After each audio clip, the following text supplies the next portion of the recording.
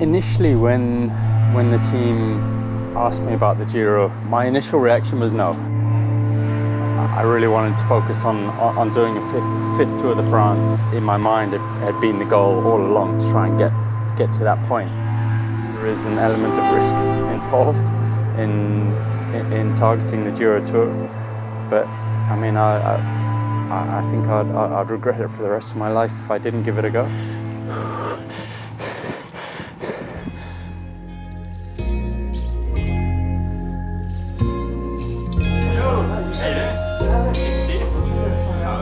From winning the Tour and then the Vuelta last year, and then if he did the Giro this year, all within 12 months would be an unbelievable feat, really. It's the only Grand Tour now that he hasn't won, and it's a unique opportunity to take on a unique challenge. Certainly as a GC rider in professional cycling, the biggest measure that we have to be able to rank ourselves are the Grand Tours. To target those three and consecutively, it doesn't get any bigger than that.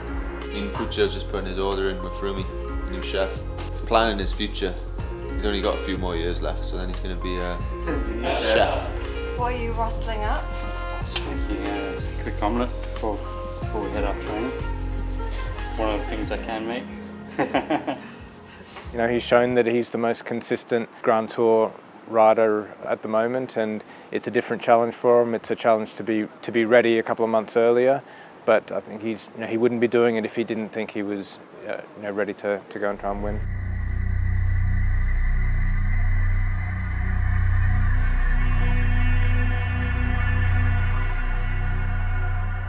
We're here to meet Nico and Chris.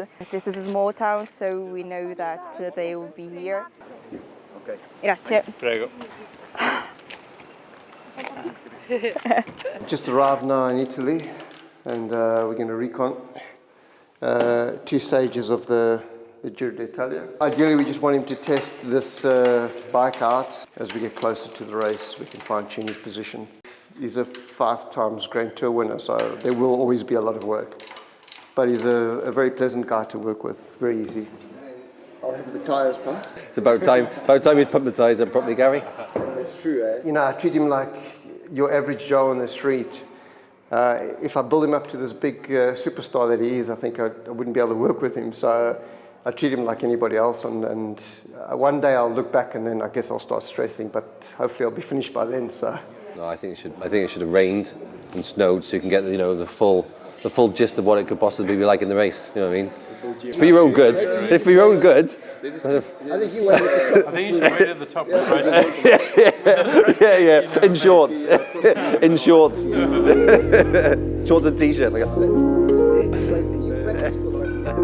So today we're going to be going up Monte Zoncolan, which is going to be one of the key summit finishes, probably the key summit finish, I guess, in the Giro d'Italia this year. I did it back in 2010, I think, when I first joined Team Sky, and it's a brutal climb. It's just savage. Quite neat as a person, Chris. Probably couldn't tell now, but generally I try to be. I think especially when you're living out of a suitcase, you have to be, otherwise you just lose stuff. It's something that I've been doing for years, is obviously trying to block out all the distractions, and you just go into that single mindset of just blocking almost everything else out. Obviously with everything that's been happening in the last few months, it's can get pretty stressful off the bike, but it's days like today where I can just go out and be on my bike again, and I mean this is what it's all about for me. This climb that we're going to go and see today is just, I mean, it's epic. It's one of the mega climbs on the pro scene, and to go and do that, it's going to be pretty exciting today. Sunny, beautiful snow on the mountains. Can't wait to test the new bike. This is an unofficial part of the recon. Tim has been training me, and I can do it in under half an hour. What were we thinking for the PB? I think his PB's, what's your PB? 135? Yeah. Go. 129. Not bad. Good job. Woo! Record! I think this will be stage 14, so the GC should be already in place. I'm sure we didn't talk about it. I'm sure the stage you will have to win. It's a summit finish. It's going to be the king stage, you know. Already the name, you know, Zoncolan is meaning something. So I think. Before his birthday as well. Oh yeah. Oh wow. The day before, eh? Oh, so then yeah.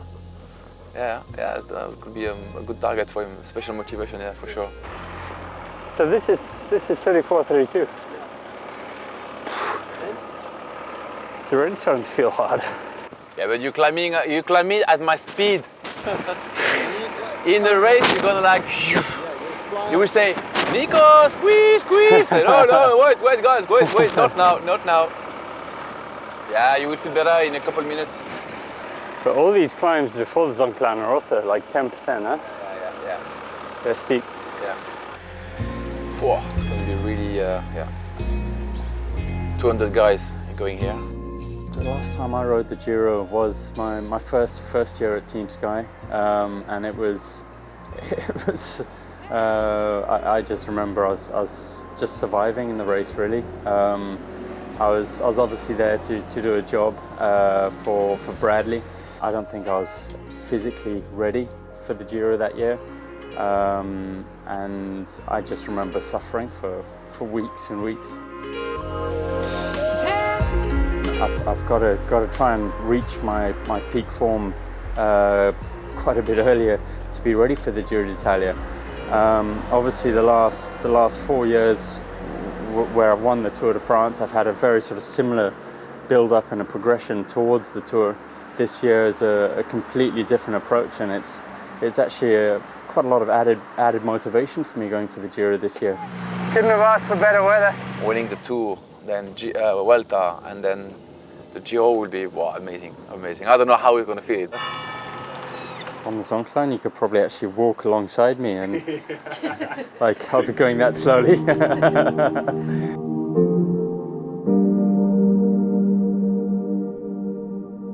Initially, when the team asked me about the Giro, my initial reaction was no. I really wanted to focus on doing a fifth Tour de France. In my mind, it had been the goal all along to try and get to that point. I've seen so many riders in the past go for the Giro and then come to the Tour just on their hands and knees, and I didn't want to be in that kind of position.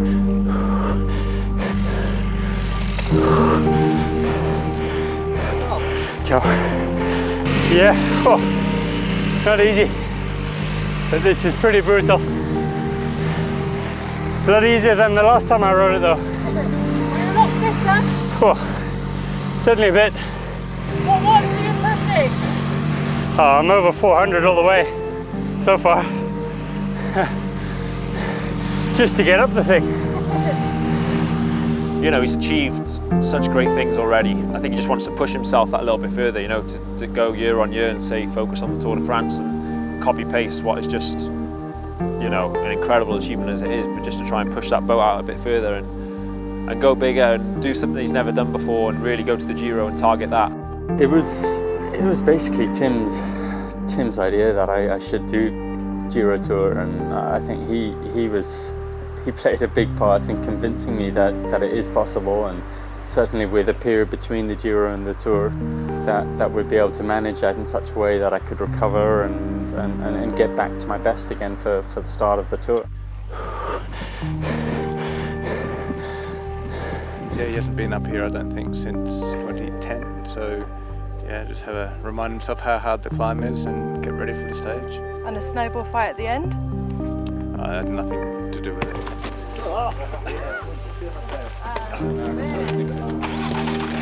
There is an element of risk involved in targeting the Giro Tour, but I mean, I think I'd regret it for the rest of my life if I didn't give it a go.